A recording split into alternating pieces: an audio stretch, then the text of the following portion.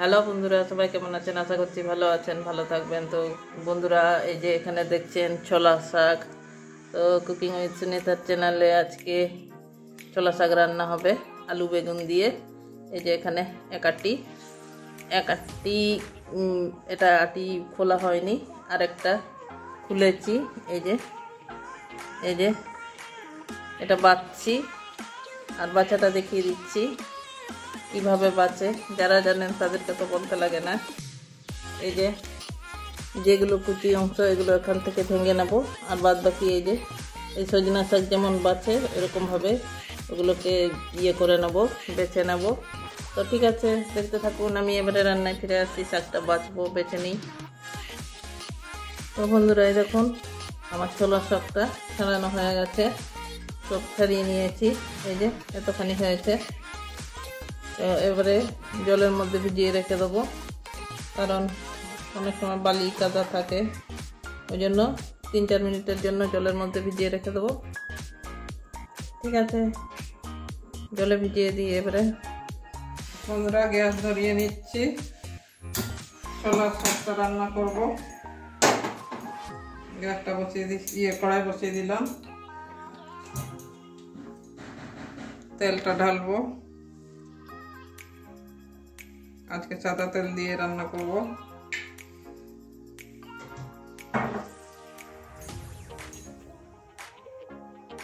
তেলটা গরম হতে দেব।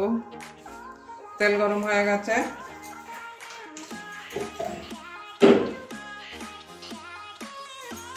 ফোড়নে একটা শুকনো লঙ্কা ভেঙে দিচ্ছি। এই যে একটা শুকনো লঙ্কা ভেঙে দিয়েছি।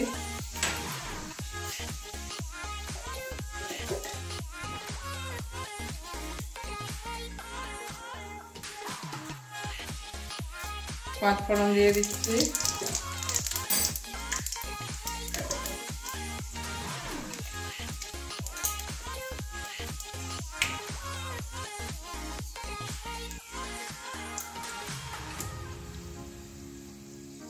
পাঁচ ফোড়নটা ভালো করে ভেজে নেব। শুকনো লঙ্কা আর পাঁচ ফোড়নের গন্ধটা খুব সুন্দর বেরিয়ে যাবে যখন। এবারে রসুন কুচি দিয়ে দিচ্ছি। তো সবখানা রসুন থেতো করে নিয়েছি, আজকে রসুন কাটিনি, থেতো করে নিয়েছি। এবারে পেঁয়াজ কুচি দিয়ে দেবো।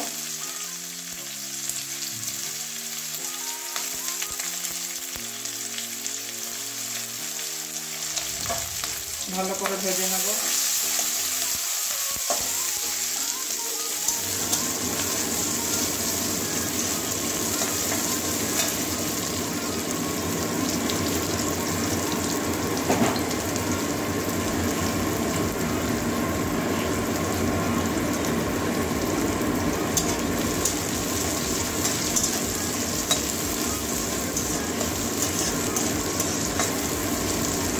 পেঁয়াজটা একটু লাল লাল করে ভেজে নেব। রসুন যেরকম ভাজা হয়েছে লাল লাল করে ওরকম পেঁয়াজটাও ভেজে নেব।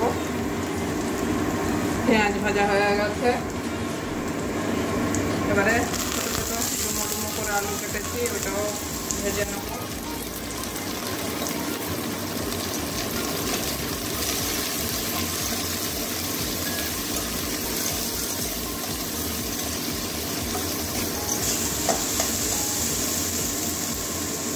ভাজবো না আলুটা, নুন দিয়ে দিচ্ছি আলুর মধ্যে।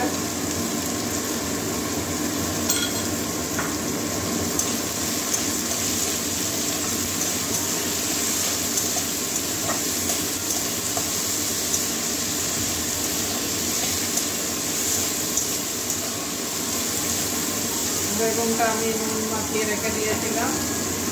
জল চিপে চিপে মানে বেগুনের একটা পথ বেরোয়, তো বেগুন এমনিতে খুব একটা হয় না।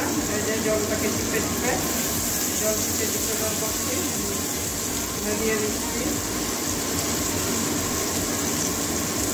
এবার জলটাকে চিপে বের করে নিয়েছি।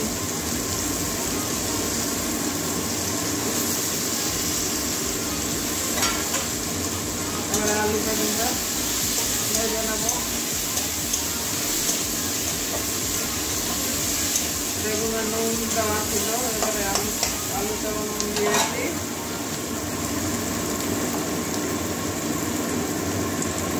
এবারে হলুদ দিয়ে দিচ্ছি পরিমাণ মতো।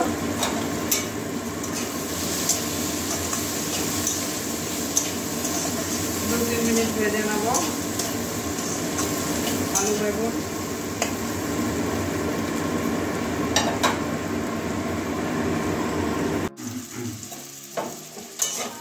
দু 3 মিনিট ভাজা করে নিয়েছি আলু আর বেগুনটা।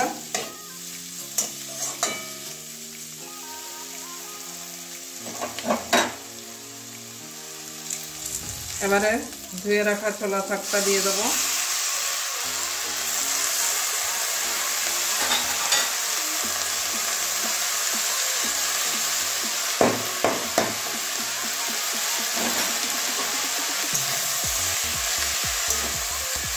এবারে ভালো করে মিশিয়ে নেব।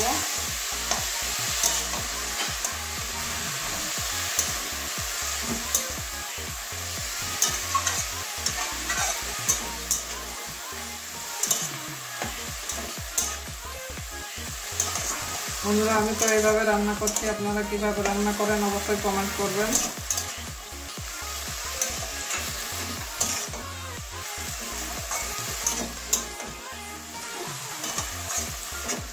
এবারে ভালো করে মিশিয়ে নেব। নুনটা দেখে নেব, যদি প্রয়োজন হয় তাহলে নুন দেবো, নাহলে দেব না।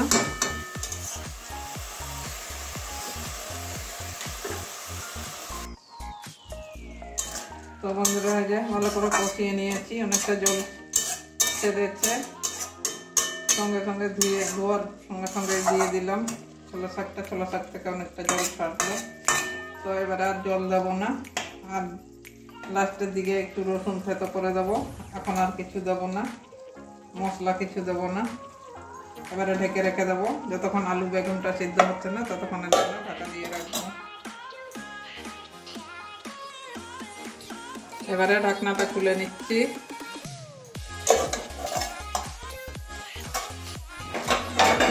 এখন জলটা শুকিয়ে গেছে।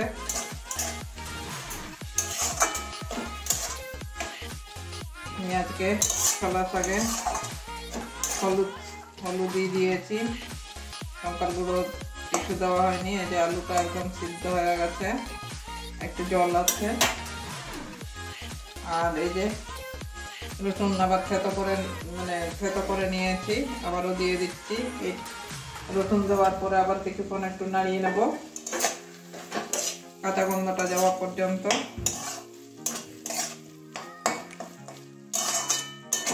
ভালো করে মিশিয়ে নেব রসুনটাকে।